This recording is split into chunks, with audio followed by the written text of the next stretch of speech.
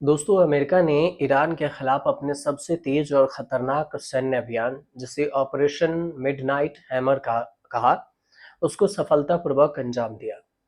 चर्चा होने लगी कि आखिर ये ऑपरेशन मिडनाइट हैमर है क्या, और इस ऑपरेशन में महज 35 मिनट में ईरान के 3 अहम परमाणु ठिकानों को निशाना बनाया गया। अमेरिकी वायुसेना ने ईरान के फोर्डो, तनांज और फिर इस्फहान में स्थित 3 परमाणु ठिकानों पर हवाई हमले किए। अब ये जो एक-एक कर समझिए कि इसमें जिस चीज़ का ज़िक्र हुआ, जैसे ऑपरेशन को, और उसके बाद ये हमला 7 स्टेल्थ बी-2 बॉम्बर्स से किए गए, जिसमें 12 भारी बम गिराए गए, और ऐसे बेहद ही गोपनीय सैन्य मिशन में 125 से ज़्यादा विमान शामिल थे, और एक खास डिसेप्शन यानी कि चालबाजी की रणनीति भी अपनाई गई थी। उसके बाद इस पूरे मिशन को अंजाम दिया गया। इस पूरे मिशन को लेकर अमेरिका के जनरल का क्या कहना है, वो भी समझिए। व्हाइट हाउस ने प्रेस कॉन्फ्रेंस के दौरान ज्वाइंट चीफ ऑफ स्टाफ के चेयरमैन जनरल डैन कैन ने बताया कि 7th स्टेल्थ बी-2 बॉम्बर्स ने इस ऑपरेशन में हिस्सा लिया, और यह बम वर्षक विमानों के ईरान के फोर्डो, नतांज और फिर परमाणु स्थल पर 30,000 पाउंड, लगभग 13,608 किलोग्राम, क्विंटल समझिए, इससे वजनी बंकर बस्टर बम गिराए गए। जबकि इस्फहान पर टोमा हॉक क्रूज मिसाइलों से हमला किया गया, मतलब बॉम्ब भी और मिसाइल भी दोनों दागे गए। मिशन के शुरुआत और रूट की अगर बात करें तो अमेरिकी बी-2 स्टेल्थ बॉम्बर्स ने मिसौरी स्थित एयरबेस से उड़ान भरी। 18 घंटे लंबे मिशन को बेहद ही शांत तरीके से अंजाम दिया गया। जनरल डैन किन ने बताया कि 7 बी-2 बॉम्बर्स में दो दो क्रू थे, और पूरा मिशन कम्युनिकेशन कम रखकर किया गया, ताकि दुश्मन को इसकी भनक न लग सके, मतलब बातचीत हुई ही नहीं। हमला कैसे हुआ?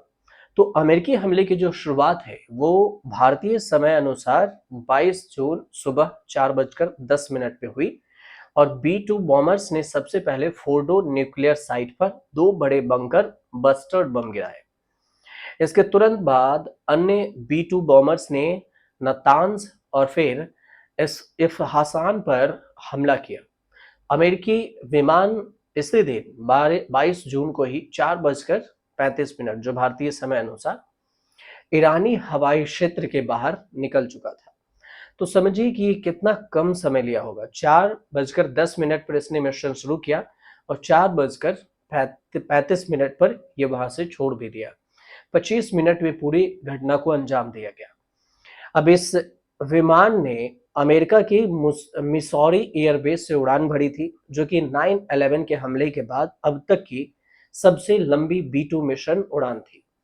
कैन के अनुसार ईरान पर अमेरिकी हमलों में 12 बंकर बस्टर बम, 2 दर्जन से ज्यादा होम हॉक मिसाइलें थी, और इसके अलावा 125 से अधिक सैन्य विमान शामिल थे।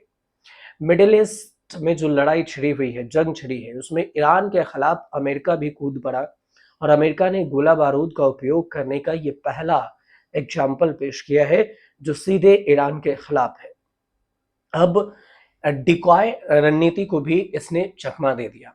जनरल केन का कहना है कि कुछ बम वर्षक विमानों को प्रशांत महासागर की ओर जानबूझकर भेजा गया, ताकि ईरान को भ्रम में रखा जाए, और इसे डिकॉय मिशन कहा गया, और इसकी जानकारी केवल कुछ गिने चुने वरिष्ठ अधिकारियों को ही थी। ट्रंप ने इस पूरे हमले का आदेश दिया था। ये जो हमला था अमेरिकी राष्ट्रपति डोनाल्ड ट्रंप के उस बयान के बाद हुआ, जिसमें उन्होंने ये कहा था कि अगले 2 सप्ताह में वो तय करेंगे कि संयुक्त राज्य अमेरिका ईरान पर हमला करेगा या नहीं, अब इसमें इजराइल का साथ देगा या नहीं। और उसने ये भी कहा था कि ईरान के जो सुप्रीम है वो कहाँ छिपा है ये हमें पता है, और उसे अनकंडीशनल सरेंडर कर देनी चाहिए, लेकिन उसने नहीं किया। लेकिन इस बयान के, ट्रंप के बयान के 2 दिन बाद ही उन्होंने व्हाइट हाउस के सिचुएशन रूम से मिशन की देखरेख करते हुए हमला का आदेश दे दिया। उसके बाद जो बयान आया उसमें केन का कहना है कि ईरान ने अमेरिका पर अंदर या बाहर जाते समय कोई हमला नहीं किया। उन्होंने ये भी कहा कि Tomahawk missile missile Isfahan पर हमला करने वाली अंतिम मिसाइल थी, ताकि यह सुनिश्चित किया जा सके कि अमेरिका ईरान को भ्रम में रख सके। उन्होंने ये भी कहा कि हम ये कह सकते हैं कि ईरान की सतह से हवा में मार करने वाली मिसाइल प्रणाली हमें नहीं पकड़ पाई। आयरन डोम जो है जी, अब ईरान का जो परमाणु कार्यक्रम है उसको खत्म करने के बाद अमेरिकी रक्षा मंत्री दावा कर रहे हैं, और अमेरिका दावा कर रहा है। अमेरिकी रक्षा मंत्री पीट हेगसेथ ऑपरेशंस को ऐतिहासिक सफलता बता रहे हैं। ईरान का परमाणु कार्यक्रम पूरी तरह से तबाह हो गया है, इस बात का दावा कर रहे हैं। ये कह रहे हैं कि राष्ट्रपति ट्रंप पहले दिन ही साफ कर चुके हैं कि ईरान को कभी भी परमाणु हथियार बनाने नहीं देंगे और हासिल करने नहीं दिया जाएगा। और इसी को लेकर इजराइल भी ईरान पर अटैक कर रहा है, और ईरान और इजराइल के बीच में अब अमेरिका कूद पड़ा है। इस बीच अमेरिका रूस से भी बात कर रहा है, और हमले से पहले रूस के पुतिन से बात हुई थी, लेकिन हमले के बाद इस घटना के बारे में पुतिन से संपर्क नहीं हो पाया है, मतलब बातचीत नहीं हो पाई है। कोशिश जारी है।